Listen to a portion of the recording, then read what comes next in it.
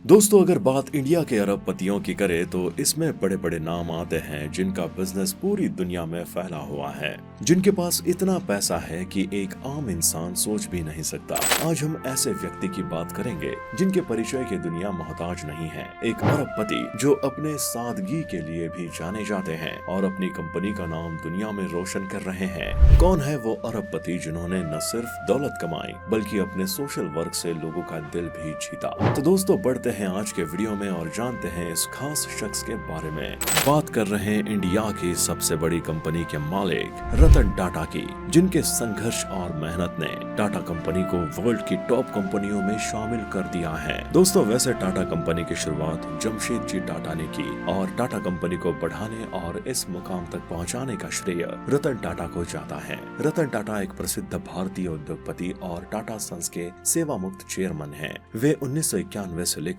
2012 तक Tata group of companies के chairman रहे। रतन नवल टाटा का जन्म 1937 में गुजरात के सूरत शहर में हुआ था। इनके पिता नवल टाटा और माता सोनू टाटा थी। आपको बता दें, जब रतन टाटा 10 साल के थे तो उनके पेरेंट्स अलग हो गए। इसके बाद रतन टाटा का पालन पोषण नवज भाई टाटा ने किया। रतन टाटा का एक सौतेला भाई भी है जिसका नाम नोएल टाटा है। रतन टाटा की शुरुआती पढ़ाई मुंबई के कैंपियन स्कूल से हुई। इसके बाद आगे की पढ़ाई के लिए कैथेड्रल और जॉन कानन स्कूल मुंबई से की। ग्रेजुएशन की पढ़ाई के लिए बी आर्च में कर्नल विश्वविद्यालय में 1962 में एडमिशन लिया और ग्रेजुएशन पूरा करने के बाद हार्वर्ड विश्वविद्यालय से एडवांस मैनेजमेंट प्रोग्राम को पूरा किया। दोस्तों, भारत लौटने से पहले रतन टाटा ने अमेरिका की कुछ कंपनियों में काम भी किया, क्योंकि इन्हें अपने जेब के खर्च के लिए अपने घर पर डिपेंड नहीं रहना था। कहा जाता है कि रतन टाटा को अमेरिका की IBM, जो कंप्यूटर की टॉप कंपनियों में आती है, उसमें जॉब करने का ऑफर मिला, लेकिन इन्होंने ठुकरा दिया। क्या आप जानते हैं कि दुनिया की इस बड़ी कंपनी में जॉब पाना युवाओं का सपना होता है, लेकिन रतन टाटा के लिए ये एक नॉर्मल बात थी। इनका पूरा फोकस सिर्फ अपने बिजनेस पर था, जिसकी जिम्मेदारी इन्हें इनके पिता देने वाले थे। अमेरिका से भारत लौटकर रतन टाटा टाटा समूह के जमशेदपुर के स्टील प्लांट से अपने करियर की शुरुआत की। यहीं से टाटा कंपनी से इनका रिश्ता जुड़ा और फिर कभी भी इन्होंने पीछे मुड़कर नहीं देखा। दोस्तों, रतन टाटा प्रतिभा के धनी थे। इनके पास वो सोच थी जिसकी आज हर युवा कल्पना करता है। अपने मेहनत के दम पर रतन टाटा आगे बढ़ते गए और इनकी योग्यता के कारण इन्हें 1971 में नेल्को का निदेशक बना दिया गया। नेल्को टाटा की प्रमुख कंपनियों में से एक है। इस मुकाम पर पहुंचने के बाद भी ये नहीं रुके और मेहनत करते थे। कुछ सालों के बाद टाटा कंपनी के फाउंडर JRD टाटा ने अध्यक्ष पद से इस्तीफा दे दिया और रतन टाटा को इनकी अनुभव और योग्यता के कारण टाटा कंपनी का अध्यक्ष बनाया गया। रतन टाटा के नेतृत्व में टाटा कंपनी ने ऊंचाइयों को छुआ। टाटा कंसल्टेंसी जैसी बड़ी कंपनी ने मार्केट में एक उपलब्धि हासिल कर ली। इनकी मेहनत और लगन से टाटा कंपनी दिनों दिन आगे बढ़ती गई और दुनिया में एक उपलब्धि हासिल कर ली। इनके समय में ही टाटा मोटर्स को अमेरिका के न्यूयॉर्क एक्सचेंज में शामिल किया गया। न्यूयॉर्क एक्सचेंज दुनिया का टॉप शेयर मार्केट में गिना जाता है, जिसमें दुनिया की टॉप कंपनियां ही लिस्टेड होती हैं। जब हम बात 1998 की करते हैं, ये समय टाटा समूह के खुशी का था, जब टाटा मोटर्स ने, जो टाटा समूह की एक कंपनी है, उसने अपनी पहली पूरी तरह से स्वदेशी कार इंडिका को पेश किया। आगे इसी तरह टाटा कंपनी ने कई बड़ी कंपनियों का अधिग्रहण किया, जिसमें जैगुआर, लैंड रोवर कार भी शामिल थी, जो अमेरिका के टॉप कंपनी के मालिक विलियम्स की कंपनी थी। इतने बड़े अधिग्रहण के बाद टाटा कंपनी वर्ल्ड जगत में छा गई। ये डील बिलियंस में हुई, जो उस समय के हिसाब से बहुत बड़ी डील मानी जाती है। इस डील को लेकर एक बात सामने आती है कि जब अमेरिका के इस कंपनी ने इंडिया में स्थित अपनी कंपनी को बेचने का फैसला किया, रतन टाटा इस कंपनी को खरीदना चाहते थे, इसलिए अपने अधिकारियों के साथ इस डील को करने के लिए अमेरिका गए। लेकिन जब रतन टाटा उस कंपनी के मालिक विलियम्स से मिलते हैं और बात करते हैं, तो विलियम्स सोच में पड़ जाते हैं कि टाटा समूह इतना छोटा होकर कैसे उनकी कंपनी खरीद सकता है, और रतन टाटा को वापस लौटना पड़ा। लेकिन कुछ महीनों के बाद विलियम्स की कंपनी दिवालिया होने वाली थी, तो उन्हें इसे बेचने के लिए खुद भारत आना पड़ा और इसकी डील टाटा समूह से होती है। दोस्तों, अब तो उस अमेरिकी कंपनी को भी पता चल गया होगा कि टाटा समूह की हैसियत के आगे वो कुछ भी नहीं है। दोस्तों, आप आपने शायद नैनो की सवारी तो की ही होगी, पर शायद आप ये नहीं जानते होंगे कि इसे बनाने का श्रेय टाटा समूह को ही जाता है। रतन टाटा की अच्छी सोच का नतीजा है, जो चाहते थे कि मिडिल क्लास फैमिली के लोग भी शान से कार से घूम सके। दुनिया में बहुत सी ऑटोमोबाइल कंपनियां हैं, लेकिन टाटा समूह जैसी सोच शायद किसी की हो। रतन टाटा अपनी सादगी के लिए जाने जाते हैं, यानी हर तबके का ख्याल रखते हैं। इन्हीं की सोच ने दुनिया की सबसे सस्ती कार नैनो को लॉन्च किया, जिसे हर वो इंसान खरीद सकता है जो मिडिल क्लास में आता है, जिसका कार लेना एक सपना होता है। टाटा समूह एक निजी कंपनी है जिसका मुख्यालय मुंबई में है। वर्तमान में इसके अध्यक्ष रतन टाटा है। 28 दिसंबर 2012 को टाटा कंपनी के सारे कार्यकारी सदस्यों ने इस्तीफा दे दिया और नए सदस्यों का चुनाव किया गया, जिसमें साइरस मिस्त्री को अध्यक्ष बनाया गया। रतन टाटा 50 सालों से टाटा समूह के साथ जुड़े हैं और टाटा समूह की कंपनी के एक ट्रस्ट के सदस्य भी हैं। अभी भी रतन टाटा काम में लगे हुए हैं और टाटा की कंपनियों को आगे बढ़ा रहे हैं।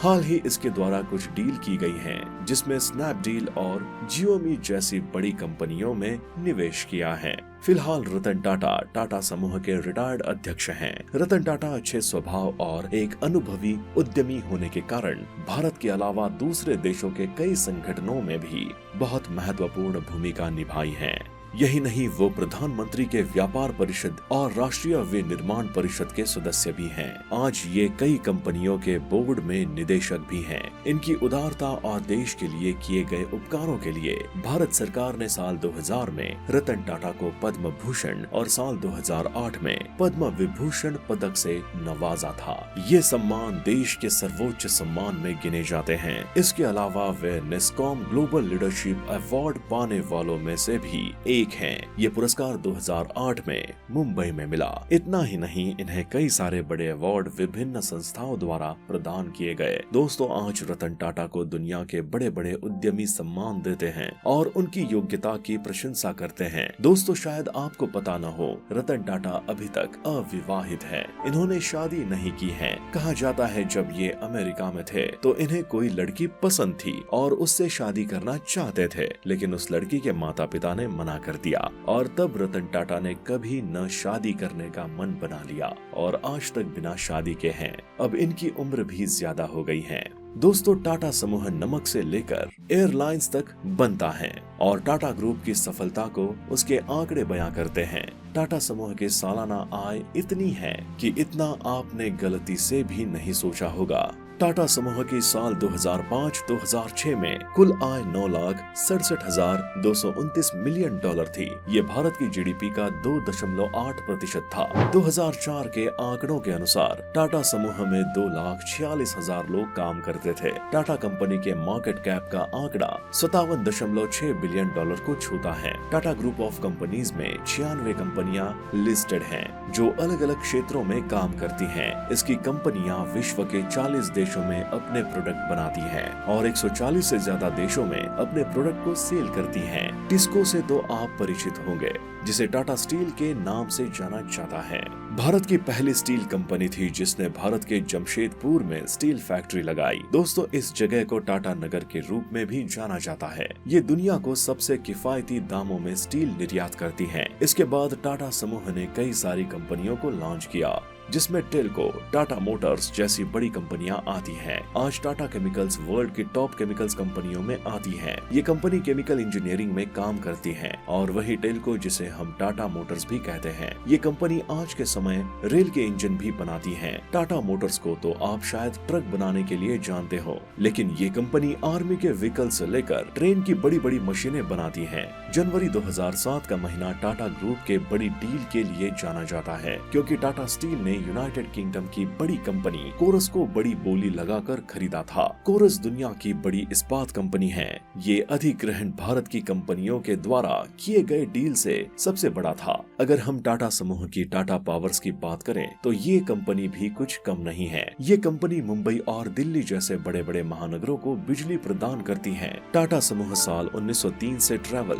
हॉस्पिटैलिटी और टूरिज्म इंडस्ट्री में है। इसी साल टाटा समूह ने मुंबई में ताज होटल को बनाया था। होटल इंडस्ट्री में टाटा समूह इंडियन होटल्स कंपनी के जरिए परिचालन कर रहा है। टाटा समूह ही है जिसने एयर इंडिया को टाटा एयरलाइंस के नाम से शुरू किया है। 1956 में एयर इंडिया सरकार की झोली में आ गई, लेकिन फिर से टाटा ने उसे खरीद लिया और आज ये एयरलाइन भारत की सबसे बड़ी एयरलाइंस बनने की ओर अग्रसर है। आज भारत से लेकर विदेशों तक टाटा ग्रुप्स के होटल्स बने हुए हैं जो काफी महंगे और सुंदर हैं।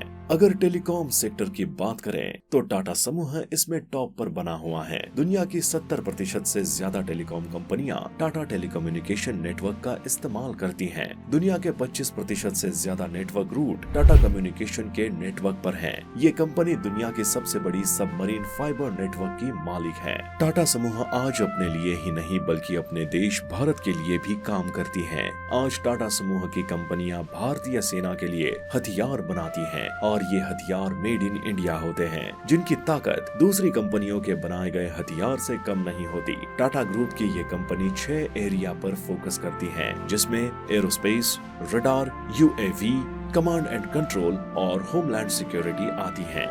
भारत की सुरक्षा के लिए टाटा ग्रुप का एडवांस डिफेंस सिस्टम अमेरिका के लॉकहीड मार्टिन और बोइंग के साथ हाथ मिला चुकी हैं। दोस्तों, अब इस डील में एयरबस के रूप में एक और नाम शामिल हो चुका है। दोस्तों, टाटा समूह की इस कंपनी का फोकस लड़ाकू विमानों, हेलीकॉप्टरों, परिवहन विमानों और लैंड सिस्टम पर रिसर्च करना और बनाना है।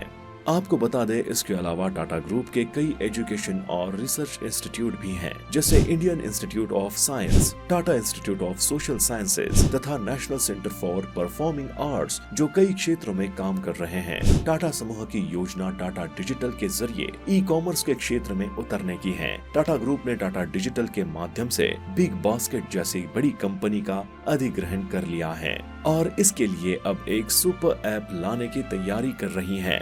रतन टाटा ने एक के बाद एक कड़े फैसले लेकर लोगों को चौंका दिया और आज ये कंपनी इतनी बड़ी हो गई है कि लाखों लोगों को रोजगार देती है। आप चाहे गांव में हो या शहर में हो, टाटा ग्रुप की कोई ना कोई चीज आपको दिखेगी और ये सब कुछ हो पाया है रतन टाटा की वजह से। तो दोस्तों, आशा करता हूँ आपको ये जानकारी काफी अच्छी लगी होगी। तो इस तरह और भी वीडियोस को देखने के लिए हमारे चैनल को सब्सक्राइब जरूर कर लें।